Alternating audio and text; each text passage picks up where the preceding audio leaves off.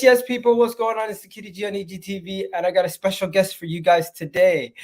We got a special guest from Football London, the man himself, Kaya. How you doing, Kaya? I'm good, mate. Thank you very much for having me on. How about yourself? I'm doing well, man. I'm doing well. You know what? I just wanted to bring you on to discuss some of the stuff going on around Arsenal, and it's a pleasure to have you on. Just to let people know, you currently are a journalist working for Football London. How'd you get into that, man? How'd you get into journalism? Because I know you're a fan as much as we are, also. Yeah. I realized quite early that I wasn't going to be a professional footballer. So I thought, what's the next best thing? Writing about the game as much as possible. I've always had a passion for writing, and Arsenal happened to be the team I supported, for as long as I can remember. And I did a university degree, got a master's degree after that in journalism, and did about 2 years worth of work just building up my CV. Lots of unpaid stuff, lots of jobs I hated, but it's all worth it to sort of end up doing what I'm doing now. And it was a great opportunity, came along at the right time for me, and thankfully I was able to take it. Boom. Okay. And do you want to 1 second? And then when it comes to everything going around Arsenal, you get to go to games, you get everything going on now. You get to experience everything from behind the scenes. So how's that like? It must be fun. Yeah, there's a lot of moments where you have to sort of pinch yourself, and you realize what you're doing. And I've been very careful to like make sure that I'm present and sort of enjoying the moments and experiencing them, because a lot of people say that when you're doing great stuff, sometimes it can pass you by if you're not sort of in the moment. So I've been just like trying to experience it and enjoy as much as I can. You know, it's not all. Sometimes you deal with negative stuff, but it's overwhelmingly positive. And man, I absolutely love it. And getting to interact with guys like you and the viewers of the show is definitely one of the highlights for me. Boom. Why don't you tell us, how did you get into supporting Arsenal? Because this is a question that I always ask guests whenever they come on. So what was like the first thing that got you into football in the first place? So I'm from an area of London called Hampstead, which is sort of my closest team is Arsenal. But the reason I really got into Arsenal was 2005 FA Cup final. I watched it with my dad. I said, who are we going to support? He said Arsenal, but I was sort of undecided at the time. He was like, you support whoever you want, and it was kind of whoever won that game, I was gonna end up supporting. And thankfully, Arsenal went on to win that game. I mean, I've heard since, I don't remember much about the game itself, but my dad tells me it was a terrible match. But for me, it was enough to get me hooked, and I've been an Arsenal fan ever since. Oh, interesting. And you must be all over this whole All or Nothing documentary. I couldn't go to sleep until I watched all of it and did my own reaction to it. What did you think about the new episodes? Because if I'm not mistaken, you guys get to see them a little earlier than everybody else. Am I wrong? Yes, we do. We're very fortunate in that sense, and it means we get to write about the articles building it up a little bit in advance. And yeah, it's been good. I think Arsenal, I was surprised by how open they were with the aubameyang stuff. I already thought they'd sort of try and sweep it under the carpet and kind of pretend it didn't happen, and instead they devoted a full episode to it. And it was really interesting to see sort of how that side of things works and how the transfer side of things works. And it's interesting that they were considering reintegrating him back into the squad before Barcelona came along, and sort of what Mikel Arteta's justifications were, his dossier that he kept, sort of how the squad reacted to it, and sort of them being sad but sort of understanding. And I also found it quite interesting, the stuff with Lacazette and their attempts to make him score, because I know we were all sort of pulling our hair out last season, really upset about the fact Lacazette was struggling in front of goal. And the fact that the Arsenal coaching staff were trying their hardest to, build his confidence, tell him what he needs to do, it restores your faith. And then you look at the signings they made this summer in Gabriel Jesus. If you look at how Kaya Saka's come on, Gabriel Martinelli's come on, you are confident in the offensive side of the team, which I think, we've not always been too confident with Mikel Arteta's ability to coach an attack, but I think it's changing. And I think that their attempts to sort of deal with Lacazette shows that. I find the documentary series really interesting, and it's definitely a good watch. 100%. And while we're talking about Aubameyang, let's just get into this Chelsea thing. Do you think what do you think about that whole situation? Because in my opinion, I like Aubameyang, but I just don't know for Chelsea if it would work out for them. And I don't really, honestly, I don't really care too much if it does or doesn't work out for them. But I'm more or less looking from the business side of things. We let him go for free. If Chelsea now pay a fee, it's going to make us look pretty bad. I don't quite know about that. I think the sort of you have to look at the exceptional circumstances in the case of Pierre-Emerick Aubameyang, and as we've seen in the documentary, his situation at Arsenal was just like untenable. Like, it just could not carry on. He was either going to have to be allowed to let go, and from a legal standpoint, they couldn't just have him training on his own forever. So they needed to make a decision on him, and the only way they could find someone who was able to pay his astronomical wages were by letting him go on a free to Barcelona. And maybe if you're going to criticise Arsenal, it's for giving a player at his age such a large contract in the first place. I think that's a fair criticism. But I think, listen, Aubameyang is the kind of player who, if he wasn't in that very unique scenario where him and Mikel Arteta had fallen out in such a spectacular way, he would have brought in a massive transfer fee. You're looking at like 20, 30 million for him. I say massive, but, for a player of his age, that's a decent amount of money. And listen, Chelsea, if he goes to them, I think he'd be a good addition because they need someone to finish off chances. They create so many chances, and they've had Timo Werner on the end of them. And now they've got someone who can actually finish off chances, and it does make a big difference. So we'll see. I think he'd be a good addition to their squad. 100%. And talking about transfers, we're going to be playing Leicester this week, and it's like everyone just wants to know about Tielemans. You got people in the chat already mentioning are we signing Tielemans this window? Personally, I don't know what's taking so long. The deal has been worked on for over a year. What could be taking so long at this moment in time? The fact that I think Arsenal don't feel they have too many competitors when it comes to signing Yeremy Tielemans, and his contract situation is obviously that he has 12 months left on his deal at Leicester. Arsenal are aware of that, and they don't really see the need to rush. Arsenal have midfielders. They have, Sambi Lokonga, Granit Xhaka, Martin Odegaard, Fabio Vieira, Mohamed El-Neni, and Thomas Partey. So they're pretty stacked in the midfield positions, and they don't feel they're desperate for a player like Yeremy Tielemans to come in. That's not to say they don't want him, because he'd be a fantastic addition to the squad, and I think we all agree on that one. The interesting thing for me is sort of how long they allow it to take and how long they maybe allow other teams to sort of maybe slide in. Arsenal were confident that, if they wanted to, they could get that deal over the line, but they want to try and negotiate as minimal a fee as possible. And the longer the window goes on, the better their chance they have of doing that. And Leicester know this is their only chance really to sell him and get a fee for him. So if Arsenal put in an offer which is lower than the £25 million price tag, which is being reported at the minute, towards the end of the window, they're much more likely to get that accepted. So we'll see what happens on that one. But I think Arsenal arguably are playing quite a smart game on this one, rather than just going in and going big for him. I think they've proved that sort of a little bit of transfer nous in this deal. No, I definitely hear that. And then there's always other news circulating. So the Pino news has been the major story going on over the last couple of days. The only thing I ever knew about Pino before today was that game where he scored like 4 goals a couple months back. But do you think this is something that Arsenal are heavily serious about, or could this just be another situation where we're interested in the player, but we're not sure if we're going to pull the trigger on it? This is one I don't know quite so much about, unfortunately, when it comes to Yeremy Pino. And I've seen the reports, but he does seem to fit on paper the type that Arsenal are going for, in terms of they want a striker or forward, who is not just a specific right winger. They want someone who can play across that forward line. So Pino can play false nine, he can play left, he can play right, he can do all the positions up front that Arsenal need. So he would seem to be a smart addition. He's also young, but he's not completely unexperienced. So if you look at the signings Arsenal made recently, Sambi Lokonga, Martin Odegaard, Tomiyasu, Ben White, they've been young players, but they've not been players who have never played before, who are completely raw. Pino's got over 50 professional games under his belt, and I don't think he'd be coming in as a guaranteed starter. When you look more into the financial situation of Villarreal, they were expecting offers for Danjuma and Pau Torres this summer. Those haven't come in, so they need to sell players.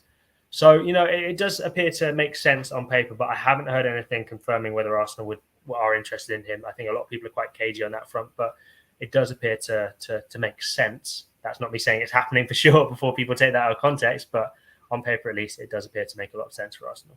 Yeah. Shout out to Chelsea OG saying, nice guess. Okay, I don't even know what that means. But we got Moussa Diaby rumors also circulating. I'm not gonna lie to you, the Moussa Diaby rumors very much intrigue me, but I don't know if Arsenal would be spending that type of money on the winger this window. Even though we were looking at Rafinha earlier in the window. Do you think Moussa Diaby might be a serious candidate for that position? He has already said he's staying at Bayer Leverkusen this summer, so it would be a big old turnaround for him to suddenly decide to come to Arsenal.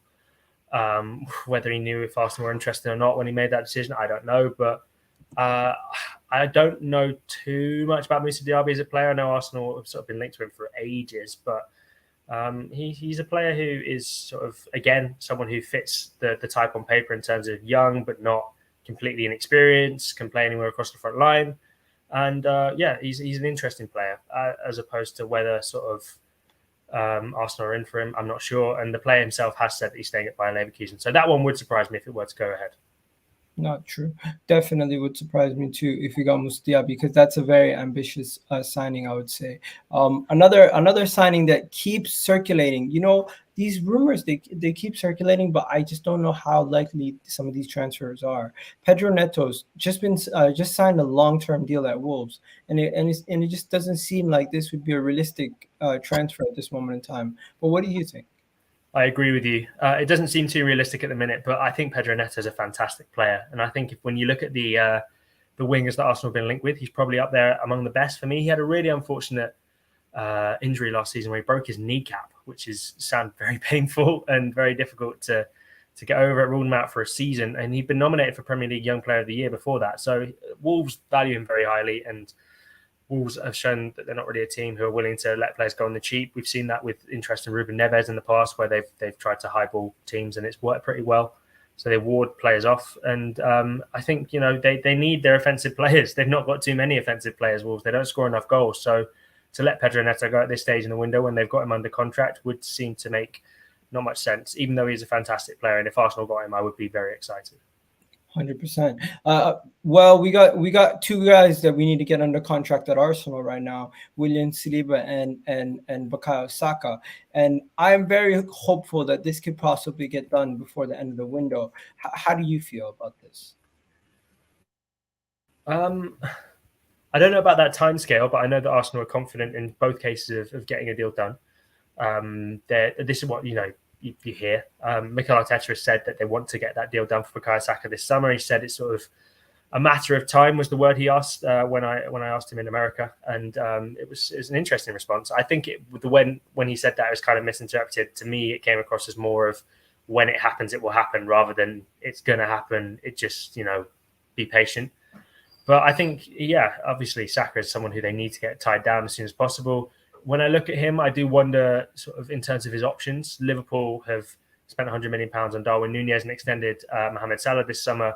Manchester City have spent big money on a forward and have also extended Riyad Mahrez this summer. So beyond that, you're looking at sort of where does he go? Barcelona, I'm not really sure. Real Madrid, don't think so. And PSG, not really at the minute. So there's kind of teams who would be able to afford a Bukayo Saka in terms of where he'd want to go, where he'd feel it'd be a step up from Arsenal. I don't think there's many out there at this moment in time. So, listen, he'd be silly not to explore the other options and try and sort of utilize them to get himself a higher wage. But I think he's someone who Arsenal are confident of getting a deal done for. And when it comes to Saliba, I think they would love to get that deal done as soon as possible. And, A, to protect themselves from not being able to sell him for as high a price as possible, and B, because he has shown already that he's such a fantastic player and is going to be continuing to be a fantastic player. So, yeah, they want to get that done as soon as possible. They're confident, but whether it goes on to occur, we'll have to wait and see. No, that's definitely fair. That's definitely fair. There's also, I don't know whatever happened to these rumors, but the Ruben Neves rumors just completely went quiet at this moment in time. I don't think the clubs were a big fan of him, but what happened? It's almost like a U-turn where we're not interested in Neves anymore. I could come up with an answer, but the truth is I'm not sure when it comes to Ruben Neves. I know there was that interest last summer. Maybe they feel they've got players in this position in terms of last summer, there was obviously those rumours with Granit Xhaka coming very close to Roma, and Arsenal were open to selling him. but the right offer didn't come in. With no offer coming in for Granit Xhaka and him not leaving, then a player like Ruben Neves isn't really needed. So I think that's just a case where Arsenal are keeping tabs on players in case certain things happen. But if those things don't happen, then there's no need to go big on another player altogether. No, I hear that. Also, over the last 48 hours, we've been hearing rumors about potential center backs with the gentleman from Fiorentina. I'm not too sure, but do you think center back, or the left center back to be exact, would be an area where Arsenal might want to address before the end of the window? Because I know we need a winger. I know we need a midfielder. But do you see us potentially targeting a center back position also? I'd be surprised. I know Arsenal are letting go Pablo Mari. He's about to be confirmed as a Monza player on loan with a view to €7 million permanent transfer if Monza stay up. So that would mean they're down a left-footed centre-back, and we know Mikel Arteta does like a left-footed centre-back. But as things stand in the squad, they have 4 centre-backs in Ben White, William Saliba, Gabriel and Rob Holding. To go out and sign a 5th wouldn't seem to make too much sense, and you consider Tomiyasu can play centre-back as well. So I'd be surprised if Arsenal go out and sign a centre-back. Maybe that's one to keep an eye on next window. Who knows what will happen with Gabriel? He's attracted interest from other teams, and it's just part of a necessary cycle that squads go through where they upgrade and they sign new players, and maybe someone else will come in. But I'd be very surprised if Arsenal go out and sign a left-footed centre-back in this current window, especially given that their priorities seem to lie elsewhere. No, 100%. And you said you were in preseason, so just tell me, how was it over there in America, and how did you enjoy the preseason? It was amazing, man. I had such a great time. Everyone in America was so friendly, so welcoming, so nice, and yeah, shout out to any American fans watching. Thank you so much for being so hospitable when we were over there. Obviously, Baltimore and Orlando, and we got some fantastic access as well. The club were very good with us. They allowed us to interview players. Attended a few open training sessions. Obviously the interview with Edu was the highlight for me. Getting to speak to him and him being so open was really refreshing. I think, he's come under a lot of criticism from people who didn't quite get what Arsenal were doing. But I think now you can no longer say that's the case. I think that with that interview, he's made it very clear that this is what I'm trying to do at Arsenal. You might not like it, but this is what we're doing. And I think, if you want to get behind that, it's a lot easier to do so now. And I think people are definitely getting behind the project. I think the mood this summer, when you compare it to last summer, where it was very negative and arguably even toxic at some points, has been so positive, and everyone seems really excited about Arsenal. And I think the US tour has played a big part of that. Obviously, the wins helped, the signings helped, and they look to be in a really good place.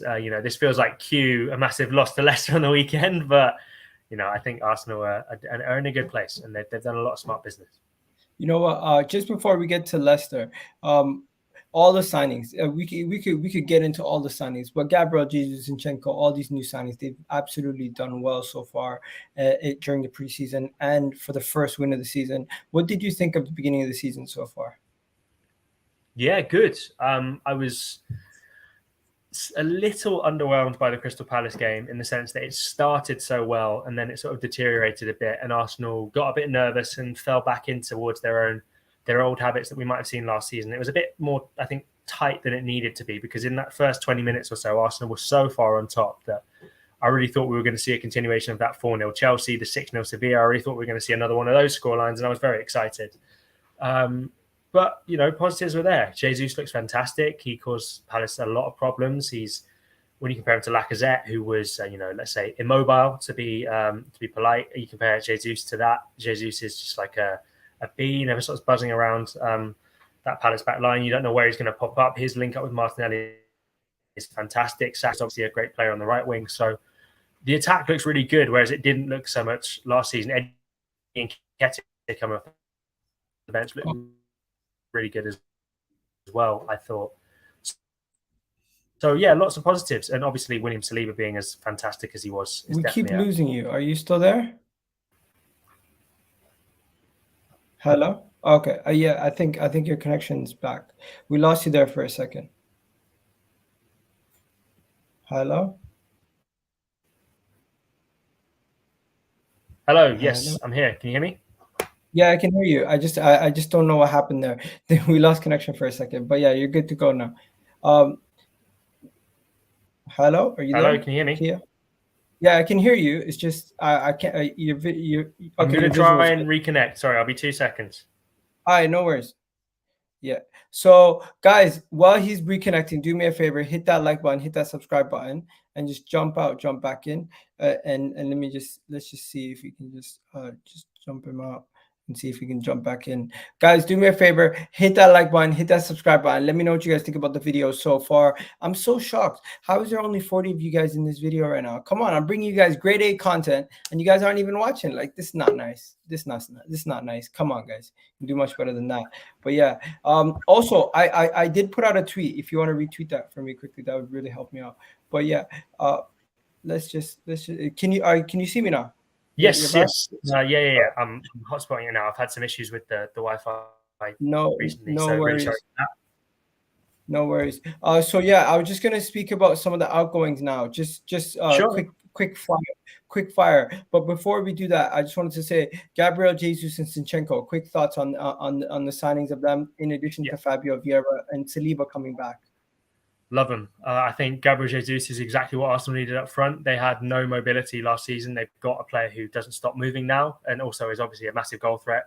Good finisher, good player. Definitely what Arsenal needed. Intense as well, which is something Arsenal were lacking last season. I thought they were a little bit too timid in the forward positions, whereas this season, you feel as though it matters, and Jesus isn't going to take any nonsense from anyone else. He's the kind of guy who will give it back, which I think Arsenal definitely needs. Zinchenko, another fantastic addition, because he offers something very different from Kieran Tierney. Tierney's obviously, we all know what he does. He overlaps, he puts crosses in. He's very good at that. But Zinchenko comes in a bit more midfield.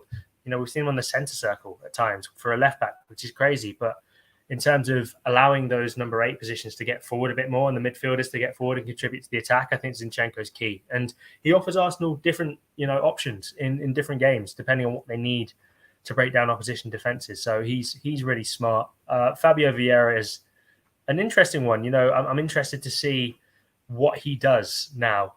Will Arsenal use him as an 8? Will they use him as a winger? Will they use him as a false 9? Will they use him as I've heard some people saying they might use him as a 6, which I don't think is going to happen. But, there's so many different options with a player like Fabio Vieira, who's so versatile and so technically fantastic, that I think Arsenal will like to use him in as many ways as possible. And I'm interested to see what they go for. He should be fit to at least make the bench against Leicester, but we're not certain about that. So we've got a press conference with Arteta tomorrow. So, we'll bring you updates as soon as we hear that. But yeah, 3 fantastic additions. Matt Turner's a good backup goalkeeper. Marquinhos looks like a really good player as well. Saw him in the under-21s last week. So good players all round. Really good business from Arsenal this window. And, hopefully they can do a bit more. Yeah, and if you guys haven't heard the news, Fabio Vieira is fit, so he might be able to feature, and we might get to see him for the first time in an Arsenal kit. So that would be really good. Moving on to outgoings, Lucas Torreira, Hector Bellerin, Leno, now Pablo Mari, all exiting. This is news that we were waiting for. This because we knew that we needed to see some outgoings, because we have brought in some players, but we didn't actually see some outgoings. Now there might be some new outgoings potentially also, with Konga being linked away yesterday. I don't think that's going to happen though. Ainsley Maitland-Niles being linked away. I think that potentially could happen. And Reece Nelson even being linked away. So just wanted to know what you think about all the potential exits from Arsenal Football Club at this moment in time. Yeah, just on Bellerin, he's not quite close to an exit at the minute. Arsenal obviously do want to get a fee for him, but we've all seen with the fact that they're willing to terminate contracts in the past that, those kind of things, it makes it a bit difficult when it comes to negotiation, because, if you're Real Betis, why would you be the one team that pays Arsenal money for a player when everyone else gets them for free? Like, I totally get that. So that makes that deal a little bit more difficult to do. Arsenal haven't ruled out the prospect of a contract termination for Bellerin, who is never going to play for Arsenal this season. I don't think. If you look at Ben White, Tomiyasu, Cedric, all ahead of him in the pecking order, his chances of playing are non-existent, I'd say. So the other exits, as we mentioned earlier, Pablo Mari, very close to joining Monza on loan, £7 million, €7 million obligation to buy if they stay in the Serie A next season. Then Runarsson is approaching a move. He's got interest from teams in Turkey who want to take him. There's been reports of a loan, of a permanent transfer. They're trying to get that deal done. He's another one who has no future at Arsenal. No surprises there. Ainsley Maitland-Niles, it's a difficult one with Ainsley because Arsenal definitely wanted to try and get as much money as possible for him. And if you look at him on paper, he's still relatively young, 24, 25 at the end of this month, I think. England international, versatile. On paper, he looks like someone who could attract a lot of value. But again, it's a case where Arsenal have shown he's not really involved in the plans. He wasn't even in the squad for the Crystal Palace game. So their chances of getting a fee for him are slim. They'll listen to offers. Same for Reece Nelson, who, it's frustrating because when you look at those two players, they're two players who a couple of years ago could have fetched, I think, decent fees. This time, they're not going to really bring in much at all. So, yeah, I'd be surprised if either of them were Arsenal players at the end of the transfer window. I think if they are, then Arteta will obviously look to reintegrate them and use them where possible. But I'd be surprised if either of those two are Arsenal players. I don't think there's anyone I missed there. I'm sure there is. You'll let me know if there is, if I've forgotten anyone when it comes to the exits. Lokonga, what do you think about Lokonga? Lokonga's, as far as I know, is sticking around. He's very determined to make it Arsenal. He's very happy with this. He's not happy, but he's comfortable with his situation. He's not nervous.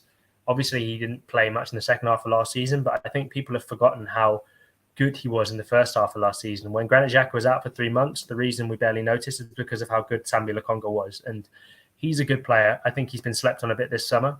And he's someone who I'd expect to have a big impact in those Europa League games. And then maybe we'll see him, if he impresses enough there, start to get a chance in the first team. I think I really rate Sambi Lokonga very highly. And he's been really impressing a lot of people at Arsenal in the number 8 role. So I think he's someone who could definitely impress this season. Because last season he was used as more of a 6. I don't think that's his game. I think he's better further forward. And I think a few Arsenal people are starting to realise that too.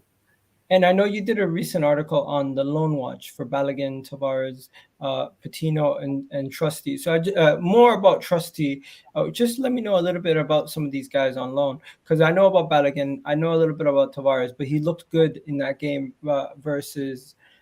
They both look good actually in that game versus each other. Against each other, yeah. Yeah, Patino is already making himself well known over there with the crowd over where he's at loan, and they're really starting to love him to the point where they're giving him a song. And Auston Trusty's getting the winning over the crowd at Birmingham City. It really seems like our loans have been a lot more successful as of late. What do you think about the loan system now at Arsenal? It's a mixture. A few of them went well over the weekend. A few of them didn't. There's players, for example, a couple of the guys in Holland didn't play much. I think Omar Rekik got a couple of minutes.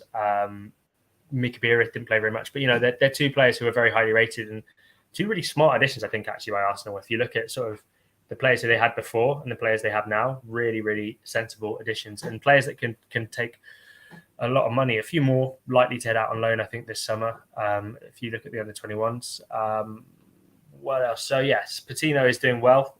He's attracting a lot of interest in the fans. We were talking about left-footed centre-backs earlier, and interestingly enough, Auston Trusty is that. He's left-footed. He's tall. He's quick. I don't know how good he is on the ball, but, if you're looking for players to come in and potentially have an impact at Arsenal, it does kind of make sense. Birmingham play with a back 3, which is quite defensively minded. There's not that much emphasis on possession in the way you'd expect at Arsenal. So, I don't know. It's an interesting signing where I think Arsenal would sort of strengthen those relationships with the Colorado Rapids, who are another KSE-owned team, rather than necessarily a case of Arsenal being likely to view him as a player in the long term. So that one, I wouldn't expect him to be an Arsenal regular, but, if he carries on playing well for Birmingham, then fantastic. He looks really good. Birmingham fans are taken to him. They're chanting USA each time he touches the ball. So, he's someone who I think they really like. And yeah, if he does well, then Arsenal can again get more money for him. So smart business. Yeah, I spoke to a Birmingham City fan. He told me this guy's he's not a global fan signing. He seems good. But wanted to ask you a quick question on your expectations for this season. What are your expectations for this season? Like, are you expecting to get top 4 and try to win the Europa League just like everybody else, or do you have even higher expectations for Arsenal? No, I'm sticking with top 4 Europa League. If they can get 3rd, fantastic. But they're not going to break that Man City, Liverpool sort of duopoly. I think that's just too difficult to break into right now. I think those teams are too consistent. Although Liverpool did draw over the weekend, but I think, Liverpool and City are too far away for Arsenal to catch right now. They just need to focus on the next step of their project, which is qualifying for Champions League. This is the season they've parceled out in their project to be qualifying for the top tier of European football again. So that's their aim, and that's what they'll be looking to achieve. If you look at the competition, Chelsea will get better. Manchester United, not sure. It's difficult as an Arsenal fan to talk nicely about Spurs, but they do look like Arsenal's biggest competition for top 4 place. So yeah, we'll see what happens with them. But I think, latter stage of the Europa League, if not winning it, and definitely top 4. And I think they have a squad capable of doing that. I think they have a bit more depth this time, whereas in previous seasons they haven't had that so much. So it's looking positive for Arsenal. And finally, going into the Leicester game, how are you feeling? Just to wrap this up, how are you feeling about going into that Leicester game? And do you do score predictions, or are you one of those people who don't? I don't like them, but I'll do one for you. Okay. I'd say Arsenal win, maybe 2-1. I don't think Leicester are in the best of shape right now. They've just let go of Kasper Schmeichel, who's their leader and captain, and obviously first choice goalkeeper, and they've not really replaced him. There's plenty of players who look like they're on their way out. James Maddison is attracting lots of interest. Obviously, we spoke about Yeremy Tielemans earlier. So yeah, lots of players who could be on their way out of Leicester, and I just don't think they're in the best of shape right now. So if Arsenal can't beat Leicester right now, then it's difficult to talk positively about them. These are the kind of games you do need to win if you want to get top 4, because as we spoke about earlier, the league is so strong and the consistency is so necessary that I think if you want to get top 4, you have to beat Leicester at home, and I back Arsenal to do that. And it's the first game of the season, so it's like with the crowd, with the home crowd, and everything going on with the first game of the season, I fully back the boys to win this game, also, man. So it's like, of course, I have a big score margin in my opinion. I think it's going to be a high scoring game. I really do believe we're gonna have Leicester at home, and we're gonna take advantage of that situation. It could be similar to Sevilla. You never know, because just because how poor Leicester have been, or actually, it's not even fair to say they've been poor. It's been one game, but still, I think we can understand that Arsenal are in a much healthier state than we were last year, and we beat them 2-0 convincingly, if I'm not mistaken. So yeah. But there we go. Really do appreciate you coming on, my friend. Honestly, it's great that you gave me some of your time to speak to some of the fans, to speak to me on my channel. I really do appreciate it. But do you have a YouTube channel or anything that you want to shout out quickly before you go? I don't have a YouTube channel, but if you guys want to follow me on Twitter at Kaya Kaynak 97, I'm on Facebook as well, Kaya Kaynak Journalist, and I'm doing Instagram as well a little bit more these days. It's just at Kaya Kaynak on Instagram. So yeah, give me a follow on those kind of things, and hopefully I can see you guys again sometime soon. There you go. Big up and big up to everybody who's watching. Really do appreciate it, guys. If you reached this far in the episode, do me a favor, hit that like button, hit that subscribe button, and of course, check out Kaya on Twitter, and don't forget to check out EGTV on all platforms. We're on YouTube, TikTok, and Twitter. So you guys have yourselves a wonderful day. Peace out, guys.